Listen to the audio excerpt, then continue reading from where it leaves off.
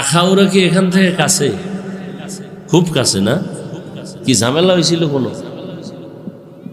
আমি তো অডিও দিছিলাম কথা বলে ভোলা বসে, এরা শুনায় নাই মাইকে মনে হয়। আর যে বক্তা ওয়াদা খেলাপ করতে পারে, সন্দেহ থাকে, এর দাওয়াত দেয় কেন? কি যার উপরে ভক্তি নেই এর দাওয়াত দেন কেন? সমালোচনা করবেন স্বার্থে আঘাত লাগলে এর আনেন কেন? কই আপনারা তো আমি এখানে এসে বলি না এই হেলিকপ্টারে দাওয়াত দিতে আমাকে আসো, নাইলে যাবো না। কই একবারও তো বলি না। কেন আপনারা দাওয়াত দেন? বলি কুয়াশায় যাবে না, কারণ সমস্যা নেই। আমি বললাম কোনো সরকারি কোনো ঝামেলা হলে হেলিকপ্টার যাবে না, কারণ সমস্যা নেই। আমি বললাম মানুষ খারাপ বলবে, বলে আমরা ম্যানেজ করব। কই সে বক্তব্য?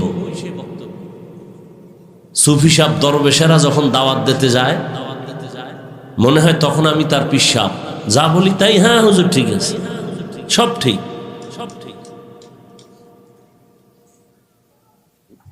সমালোচনা কেন?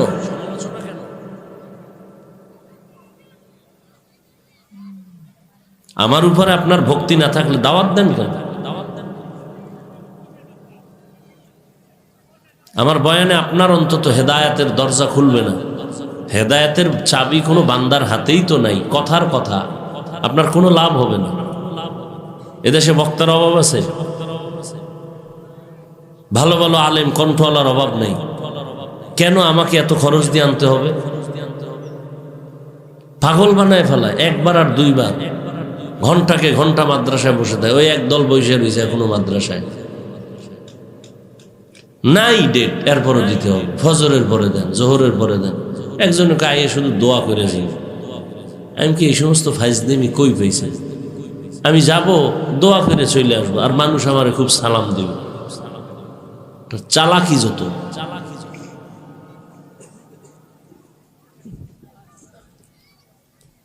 এরপরে কোনো ধনী মানুষ যদি বলে আমি একা হেলিকপ্টারের টাকা খরচ দিব, তখন আমি রাজি হই, কারণ টাকা রাখার জায়গা নাই, কি করব? তো দিনের পথে কিছু ব্যয় হোক।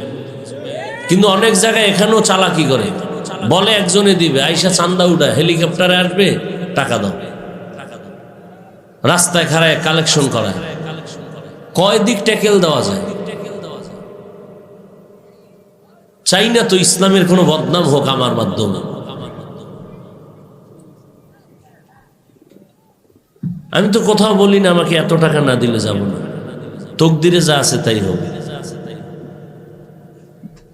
যারা চাইয়া না এদের থেকে আমি বেশি পাই, মানুষ বেশি দেয়, তা আমার চাওয়ার দরকার কি? আল্লাহর শুকর।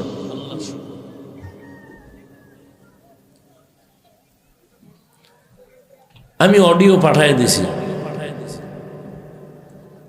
তারপর তাদেরকে বলছি যে আপনারা ডবল ইঞ্জিনের হেলিকপ্টার আছে, ডবল খরচ দিতে হবে। তারা দিছিল 1,25,000, ভোলাওয়ালারা দিছিল 1,75,000, অর্থাৎ 4 বার আপ ডাউনে তাদের 4 লাখের কাছে গেছে শুধু ভাড়া। তা আমি বললাম আরো 2.5 দিতে হবে।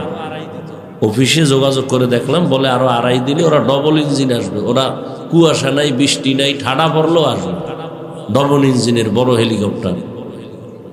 যখন মরামরি করছে প্রথম, শেষে কই আমাকে তো বলা হয় নাই অফিস থেকে, মরো তোমরা যাও।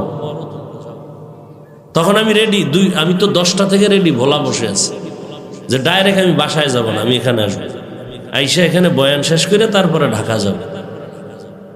পরে ওরা যাবেই না। আমি বললাম অন্তত ঢাকা আমাকে নিয়ে যাও। পরে ওরা গিয়া সন্ধ্যার আগে আগে ঢাকা নিয়ে আসছে। আধা ঘন্টা আগে ওদের এয়ারপোর্টে ঢুকতে হবে, না হয় ওদের লাইসেন্স বাদ দিবে। কোটি কোটি টাকা একটা কপ্টারের দাম। আপনি 2 লাখ টাকার জন্য ওদের লাইসেন্স বাদ করবে? এত ঠেকা না ওরা আপনাদের কাছে।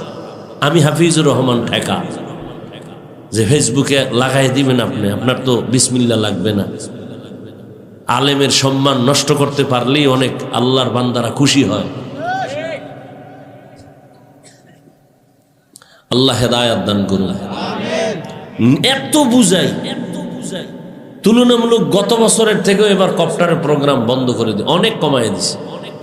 2-4টা একেবারে না হইলি না, ওই আমার ওস্তাদের দিয়ে ধরে বড় বাধ্য হয়ে 2-4টে নিতে চাই না। গেলি আমি বলি এই সমস্যা, এই সমস্যা, এই সমস্যা।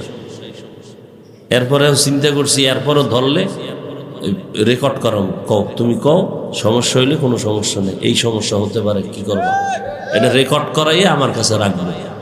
পাবলিক যেই ঝামেলা করে, ওরা শক্ত তো আমরাও শক্ত, আর কি করা।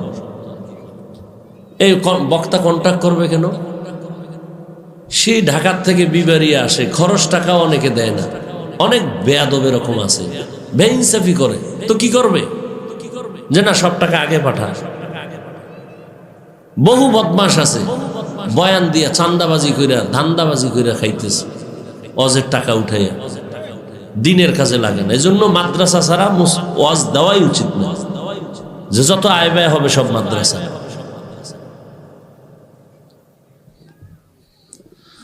আল্লাহ, তারপরেও ক্ষমা চাচ্ছি, আখাউরার কেউ থাকলে আল্লাহর রাস্তায় ক্ষমা করবেন। ক্ষমা চাওয়া এটা বড় হওয়ার পরিচয়, ক্ষমা না চাওয়াটা বড় হওয়া না, চাওয়া বড় হওয়া। রসুল বলেছেন ভুল করা এটা আশ্চর্য না, ভুল স্বীকার না করা আশ্চর্য। আজও কুয়াশা ছিল, না আসলে কি করতেন, কিছুই করার ছিল না। আমি তো সেই গালকে বয়ান করছি সাতক্ষীরা, আমি 9টায় উঠে আমার পরশুদিন মাহফিল মাদ্রাসার কাজে গেছি, হেলিকপ্টার আসবে না, খালাস। আমার মাগরিবের পরে বয়ান আছে ঢাকা।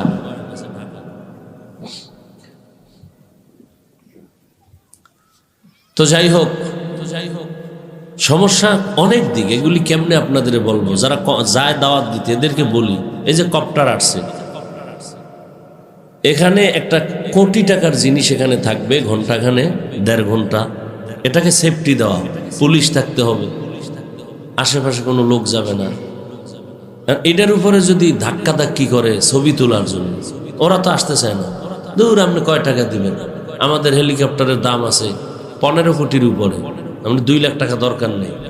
আমাকে হুজুরগো ছাড়া ওরা বহু ভাড়া উঠাচ্ছে, বিভিন্ন ওই যে ফরেনাররা ঘুরতেছে, ভাড়া নিতেছে। আমি হুজুরেরা না গেলে কি আমাদের কাছে আসলে আরো বিপদ। ওই যে মামুনুল হক সাহেব দামাত বারাকাতুম সেদিন নওগাঁ গেছে, তো যেই পাইলটে নওগাঁ নিছে মেঘনা কোম্পানি, পরের দিন আমি গেছি নেত্রকোনা, তো আইসে বলে হুজুর গতকাল মামুন সাহেব নওগাঁ। মানুষ এত বিশৃঙ্খলা করেছে, শেষ পর্যন্ত সে হেলিকপ্টারে যে উঠবে, মানুষের ধাক্কা ধাক্কিতে উঠতে পারে না, আমি খালি হেরে ফালাই তুই চলে আসি। দেখেন তো, আপনি হাসেন, তার প্রোগ্রাম ঢাকা, সে সেখানে 1 ঘন্টা বয়ান করে চলে আসবে ঢাকা। সেই মানুষের ভাড়াভাড়ি আবেগে ছবি তুলবে, এই গজব। শেষ পর্যন্ত হুজুর আমার টাইম, আমি এয়ারপোর্টে আমার মাগরিবের আগে ঢুকতে হবে, না লাইসেন্স বাতিল। আমি টাইম অপেক্ষা করলাম, যে টাইম দেওয়া তার থেকে আরো আধা ঘন্টা আমি সময় দিছি, এরপরও আসে না। আমি আস্তে খালি চলে আসছি। বলেন তো তার কতটা বিপদ। এই বিবেরিও এমন একটা হয়েছিল, আমার থুয়ে চলে গেছে। বহু ঝামেলা, শুধু আবেগ আর আবেগ। মাহফিল করায় 13 বছর কমিটি, নামাজ ঠিক মতো পড়ে না। কেউ কয় মানুষ তো হেদায়েত হইতেছে, আমরা না হইলে সমস্যা কি? ওয়াজ করাইতেছে, মানুষকে দেখায়। এখন এটি এখলাস আছে, মানুষকে দেখায় আমরা খুব ভিআইপি বক্তা নিয়ে আসছি, এটা চায়ের দোকানে বইব আর বাহাদুরি করবো। এই আমরা অমুকের আনছি, ওরাও খেপবে, এর চেয়ে বড়টারে আন আমরা। এই চলতেছে।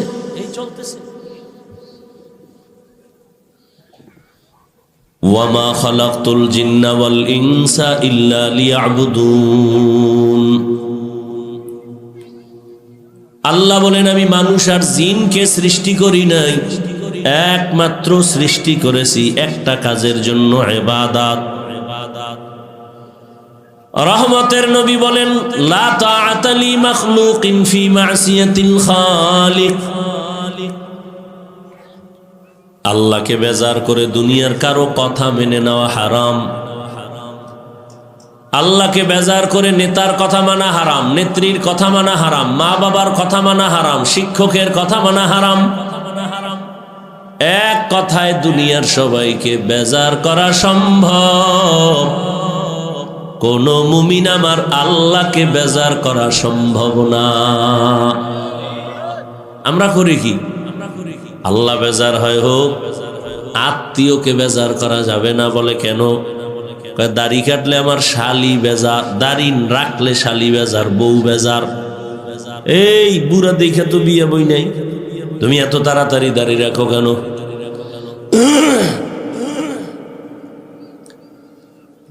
শালি বলবে দাড়ি রাখলে হবে না, বুড়া বুড়া লাগে। তাহলে দাড়ি রাখলে আত্মীয় বেজার, দাড়ি রাখলে আমার আল্লাহ খুশি।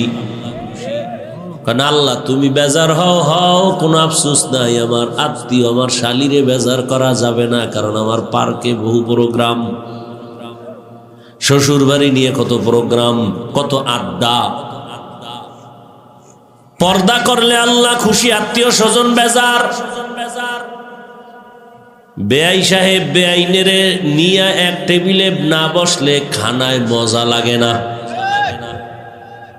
এখন পর্দা যদি হয়, বেআইনের কণ্ঠ শোনাও তো যাবে। কথা এই যত বেপর্দা বাড়ছে তত পরকিয়া বাড়ছে, জেনা বাড়ছে। এ বেপর্দার কারণ। অহরহ এই মোবাইলে কার সাথে একটা প্যাসে হয়ে গেছে, মাইনকে সিফে আটকাই গেছে, আর ওই মাইয়ার গোষ্ঠীও ঝামেলা আটকাই ফেলছে কিছু টাকা খাওয়ার জন্য। এখন মানুষ খারাপ বলবে বিদায় বিয়া কর, বিয়া করছে সিফায় ভইরা, বিপদে ভইরা। এখন হুজুরগো কয় চারটা তো জায়েজ, মাত্র 2।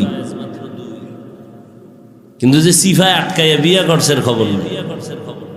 আর ওদিক দিয়ে সন্তানগুলো, ওই যে একটা গ্রামের কথা আছে না, মাঝখানে মরিচের মরণ। হ্যাঁ, তাহলে মাইয়া আর পুরুষ মজা করে, মাঝখান থেকে সন্তানরা ধুকে ধুকে কাঁদে আর নিঃশ্বাস ফেলে। কোন বাবা যদি চিন্তা করত যে আমি মরে যাব, কয়দিন আর থাকবো, কিন্তু সন্তানগুলো মুখ দেখাবে কেমনে? রাজশাহীর একটা মেয়ে লাইভে আসছে কয়েক মাস আগে, একজনে বলল আধা ঘন্টা লাইভ দিয়ে কি বলছে, বাবা আমার স্বামী আমাকে বারবার টর্চার করে মানসিকভাবে, এই তোর বাপের চরিত্র খারাপ, নাইলে 2 বিয়ে করলো কেন? বারবার একটা কথা শোনা যায়। মেয়ে বলে বাবা ঠিক আছে তুমি বিয়ে কইরা শান্তিতে থাকো, আর আমি বিদায় নিলাম। এবার ও লাইভে এসে বলছে আমি মরে যাব, ফাঁসি দিব। দিছে কিনা আমি আর জানি না। ওই শুধু একটাই সমস্যা, স্বামী বারবার টাচ করে, আঘাত করে, তোর বাবার চরিত্র খারাপ, নাহলে 2 বিয়ে করছে কেন? বাংলাদেশে কি ওই পরিবেশ আসছে যে একাধিক বিয়ে করলে সবাই সম্মান করে? আর যে করে সে কি হক আদায় করে ঠিক মতো, ইনসাফ করে? কোথাও করে না, কোথাও করে না। সেই পরিবেশ দেশে নাই। বরং মাঝখানে সন্তানদের বরদোয়া, মাও ধ্বংস বাবাও ধ্বংস, সন্তান নিঃশ্বাস ফেলে গোপনে। আল্লাহ হেদায়াত দান করুন।